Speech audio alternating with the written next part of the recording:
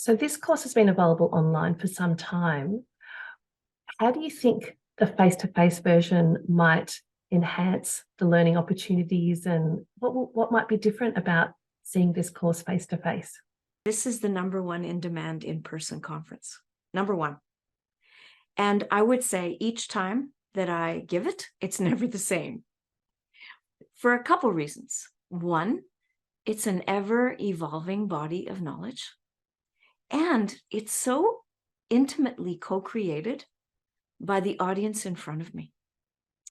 People bring their questions, they bring their backdrop of what they are thinking about. They bring the children in their minds of whom they're concerned, or the adults that they are supporting. And so the curriculum, although, it's a base of knowledge, it's so in my being that it's adaptable to the people in front of me.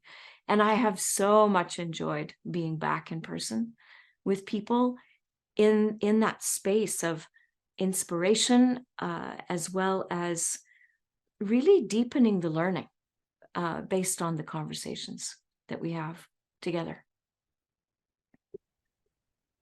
Can't wait. It's going to be so exciting seeing that evolve across the time.